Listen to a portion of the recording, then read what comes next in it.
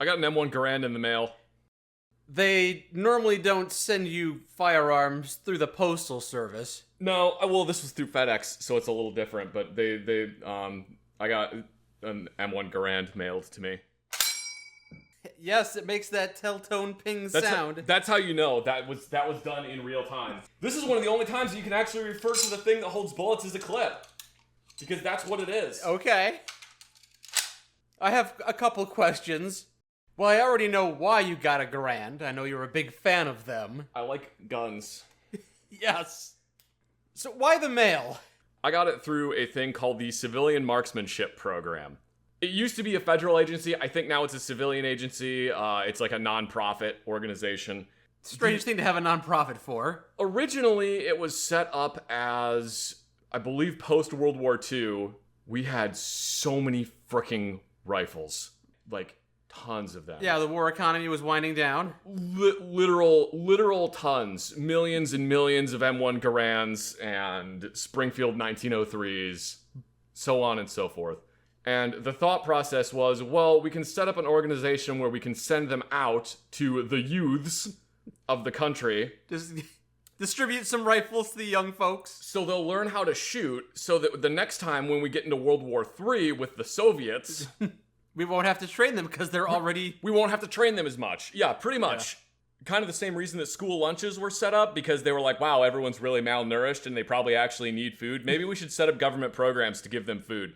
Why not give them firearms with their food? You know, not a bad idea. Anyway, so that was the point of the civilian marksmanship program. Over time, the scope started lessening and lessening, but it still existed as a thing where you basically you could apply to it, and when they would approve it, they would send you the rifle.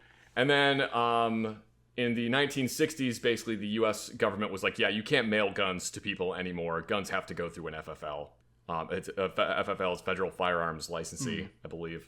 What was with the sudden change of heart? It's because Kennedy got shot. That's why. Oh, was the rifle used in that, sent through the mail? Yeah, they just mailed it to Oswald. Oh, jeez. Yeah. The U.S. government went, maybe we shouldn't allow people just to get a rifle shipped directly to their house. However, with the current CMP, they will still just mail you a gun. The general opinion, I guess, or thought process among the gun community is usually along the lines of like, I'm not going to bother going through the CMP. It takes too long. I don't know if I have the right credentials. Because the way everyone makes it sound, they make it sound like you're signing away your firstborn in order to get a gun through the CMP. But it's a way to get a firearm for free? No, okay. not for free. You still have to pay for it. All right. You still have to pay for it.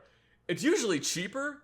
The thing that's really frustrating is, like, I had wanted an M1 Garand for years. Mm-hmm. Every time I would go to gun shows, it's just a bunch of boomers and fuds with M1 Garands, and they're like, no, I know what I got, sonny. I want $2,500 for this here M1 Garand that's absolutely shot to shit and has a throat reading that's so bad you're going to fire one round through it and the bullet's going to be bouncing down the end of the barrel. But I know what I got. This gun was personally used to shoot Heinrich Himmler. Yeah. And it's just like, okay. So like that's why I hadn't bought one for the longest time. And also, a lot of the time when you see them, they're either absolutely trashed and you don't feel safe trying to shoot it, or it's like absolutely pristine and I would actually feel bad shooting it because it's like, it's too nice. I don't want a collector one. I want an M1 Garand that was made in like 1950 that I can just shoot and not feel bad about shooting it. You don't want one in bad condition nor perfect condition, maybe good to fair. Yeah, good to fair condition. I want, it's commonly referred to as like a shooter grade or like a service grade. I see. It's one it's good enough to shoot. The quality's been shot. Civilian marksman program. I imagine it like a grab bag, like they got a bunch of different rifles of different varying qualities and makes in their storeroom, and it's like a party gift where you sign up for it, they send you one random firearm, and you have no idea what you're gonna get. It's a big old surprise when it finally arrives. You're not too far off. You do actually know what quality of one you're getting, but they have got a wide swath of quality, including ones that they're like, yeah, don't shoot this gun. This gun costs like $600, but don't shoot it. If you shoot it, it will probably blow up. This civilian marksman program sends you a firearm you can't actually fire. The reason for that is because people will get it and then they'll try to refurbish it. So, or they get it as like a wall hanger to put it on the shelf because like Grandpappy had an M1 Garand and now we're going to put it on the wall. Look, there it is. I'm not sure how that would help you with your marksmanship. CMP's got to make money somehow. They're not actually a government organization anymore. Oh, okay. Yeah, okay, so some of the guns that they have available in the CMP are Krag Jorgensen rifles, which I just found out about. The 1917 Enfield, 1903, 1903 A3, M1 carbines. They actually have precision air rifles and precision air pistols, which is really cool, because again, the purpose is civilian marksmanship. You're supposed to get better at it. So they have, like, not necessarily Olympic, but, like, really high-quality competition air pistols, air rifles, and then obviously the M1 Garand. So they've expanded from the M1 Garand. That was the first weapon they shipped out? I think so. I don't fully know the history of the CMP, but they've expanded beyond that. Anyway, there's a few things you need in order to be able to get a rifle through the civilian marksmanship program. You need proof of U.S. citizenship, which means you have to send them a copy of your birth certificate. Proof of age, which usually proof of citizenship also includes that. Membership in a CMP affiliated organization, and this is the thing that everyone like loses their mind over. It's just like, I'm not a member of a CMP organization, so I can't get one. And there's actually a lot of ways that you can get one. I found out when I was looking this up that the outdoor shooting range that I'm a member at is affiliated with the civilian marksmanship program. So I met that qualification. But there's a lot of other things you can do. Wouldn't formally being active duty also preemptively qualify you? Yes, actually. If you are in the military, whether you are active or reserve, that is a qualification. So it didn't say anything about being a veteran. I still sent them a copy of my DD-214, which is the form that you get when you get out of the military. Just better safe than sorry. I'm just going to send them an extra thing. Sure. Yeah, if you are in the VFW, American Legion, Disabled American Veterans, if you are active duty or in the reserves, you can get one. If you're in the National Guard, that counts. The Garand Collectors Association is actually probably the easiest one because you go on there and you pay like $35. And then they're like, congratulations, now you can collect an M1 Garand. And then that works. I wonder if the Marine Corps League qualifies. Oh, that's probably what MCL is. So yeah, that probably counts too. Yeah. Then you also have to have proof of marksmanship or other firearms-related activity, which there's a whole bunch of different things that are on that. So current or past military service, which is the one that I had. I was in the military. Yeah. There you go. You have firearms-related service. You also can, if you have a concealed pistol license or a concealed carry license, that counts too. You probably exceed the amount of qualifications you need. Honestly, I do. Yeah. Completion of a hunter safety course or certification from a club or official law enforcement officer witnessing shooting activity. I can pass maybe half of these. I feel like you can pass all of them easily. I just read the one of certification from a range or club official or law enforcement officer witnessing shooting activity, and I'm just imagining somebody with like a felony just being like, yeah, here's my court document that said I was shooting at a cop. Come on. The cop said I was shooting at him, so does that count? Sir, get the fuck out of here. I know this is a packet that I'm looking at, but get the fuck out. Throw it back in his face. You have to legally be able to purchase a firearm, which that is done by, they submit the FBI NICS background check. Okay, so they still do a background check for this program. And then there's also like the state requirements. So certain states, they will not ship it directly to your house. I'm still surprised that you can have a firearm shipped to you through the mail. Because normally, no, you cannot just send a gun directly to someone's house. Okay, yeah. And when it shipped via FedEx, when it got here, I had to show them my driver's license that I was over 21, and I had to sign for it. But yeah, so I did that. It took, I filled out all the paperwork. I sent it out to them.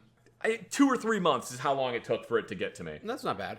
Apparently, it used to be a lot faster, but they've had a lot more people going through the civilian marksmanship program. It cost me $1,100, which is a lot less than Garands usually go for. I specifically ordered the 308 version of the M1 Garand for a couple reasons. Because you hate money and you love expensive bullets. Traditionally, the M1 Garand is chambered in 30-06.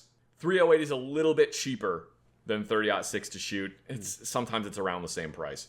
The reason I ordered the 308 version is because it comes with a brand new barrel and brand new stock on it. So it's not as collectible as the other ones are. I specifically wanted one that had a brand new barrel on it because a lot of the 30-06 ones, you have to pay more money for ones that aren't as like shot out. I wanted an old collector's rifle, but I also wanted it to be good. Kinda. I wanted an old collector's rifle, but I didn't want to have to worry about, like, barrel erosion on it. So the barrel is brand new. The stock is brand new. The other reason that I got it in 308 is because in the 1950s, I believe, when the U.S. military switched over to using 308 as, like, their standard cartridge, the Navy had a bunch of M1 Garands, and they were like, we don't really use rifles that much, and we got a bunch of these M1 Garands. Why don't we just, like, convert them to 308 instead of buying a bunch of brand new M14s? Because, like, the military is always trying to save money wherever they can, and it's like the M1 Garand is pretty much an M14. Yeah. They're basically the exact same thing. Just gotta swap out the lower receiver. They just hold less bullets, so let's just switch out the barrel on it for 308. All right. So yeah, the Navy switched over a bunch of M1 Garands from 30-06 to 308. And one of the things that they did that I thought was really cool is they put a little plastic plug on the inside of where the clip goes, so that you can't accidentally jam a 30-06 clip into the Garand. I see. That is the only purpose of that little plastic plug, and I like seeing it down there. It makes me happy. I don't know why. I like guns that are slightly weird, so I think it's really cool that this thing was in a different caliber, and now it's in 308. It's very novel. The third reason I got the M1 Garand in 308, and this is a really stupid reason, because that's what the battle rifle in Fallout New Vegas is. All right, well... Because the battle rifle in Fallout New Vegas is an M1 Garand in 308, and that is the dumbest reason that I got one, but that's the third reason. It's not the first time you've been influenced by popular culture. Some of the rifles and pistols you got were... No, it definitely isn't, but that was just kind of like a nice little bonus on top of it, is like, now I have the Fallout New Vegas M1 Garand. What would be really funny, I'm probably not going to do this, but what would be really funny is to write this machine on the side of it, like the special one in New Vegas. I got a pristine new firearm, and then I engraved a meme into the side of it. I mean, it's not really pristine. Like, you look at this thing, and it does actually have a decent amount of wear on it. I kind of pulled it apart a little bit earlier. It looks nice. It does look good, but, like, you can see that the Parkerization is different between the... Well, I guess technically the sight screws are, like, blued, not Parkerized, but the receiver's Parkerized. You can see it's got some wear on it. There's some pitting on the bolt handle. Oh, yeah, these were the first things I noticed, too. The Parkerizations and the pitting. Like, I could see that a mile away. The front sight's got some wear on it, probably from, like, smacking into things. The trigger guard has a lot of wear on it that I noticed earlier. As if somebody had been firing it a lot? I mean, they're all parts from used guns. That's the thing. If you get a gun from the civilian marksmanship program, it is, at the end of the day, a used gun. You are buying a used M1 Garand that was... fielded at some point. It may or may not have seen combat service. Probably not. They have different levels of quality that you can get. And you can specify what grade you want and you're willing to pay? Yeah, you just have to pay different amounts. A lot of them are sold out right now. Why didn't you recommend the civilian marksman program to me when I told you I was in the market for a firearm? You didn't think I'd be interested? Because I don't think that you would necessarily want to use a 308 for a home defense firearm. Well, you said they have different or models. A 30-06. You said they got different models. Yeah, but they're all like 30-06 or 308. Okay, it's nothing simple like a 9mm. No. It's in 308, and if you fire a 308 indoors... you are going to give yourself a concussion. Well, okay, as a self-defense weapon, obviously I wouldn't want to use a Garand, but if I wanted to go hunting, Garand wouldn't be the worst option. Oh, yeah, no, actually that wouldn't be a terrible option. The Garand is a semi-auto rifle, yes? Yes. I think I'd prefer a bolt action. I just love the tactile feel of pulling the bolt back. You know, I don't actually own a bolt action right now. I should get one at some point. Surprising! I don't know. I like bolt actions. It's just like... I haven't found one that I really like, I guess. That's why now that I noticed that they have Krags on there, I'm seriously considering one of those. I'd never heard of the Krag before today. It sounds like the name of a magical MacGuffin that kids strive to grab on a fictional 1990s Nickelodeon game show. The aggro Krag rifle. I thought they were saying crab for the longest time. And then it took me a while to realize they were saying crag. Crag, yeah. Like a part of a... mountain, yeah. This is spelled Krag because it's two last names, I believe. It's Krag and Jorgensen were the two people that designed the rifle. Okay. So it's a Krag Jorgensen rifle. It's in a weird cartridge, which is 30-40 Krag. 30-40 Krag sounds like a tennis score. I am a weirdo who, when I get guns, I almost exclusively buy ones that were used by militaries. Okay. I've owned several bolt actions. And I'll be like, yeah, this bolt action's really cool. I'll buy it. I'll have it for a bit. And then I'll just, I'll completely lose interest in it because it just looks like a hunting rifle and I sell it. The thing I want out of a bolt action rifle, again, this might be why I might order one of those Krags. I don't know. We'll see. I just got one through CMP. I probably don't need to get another one. The reason I might get one of those Krags is because they're not sporterized versions. They have a full handguard. They have a full handguard. So if you look at the Garand, it's got wood going almost all the way to the muzzle. Yeah. And that is what I like on a military bolt action is wood going almost all the way to the muzzle of the gun. I don't know why I like that.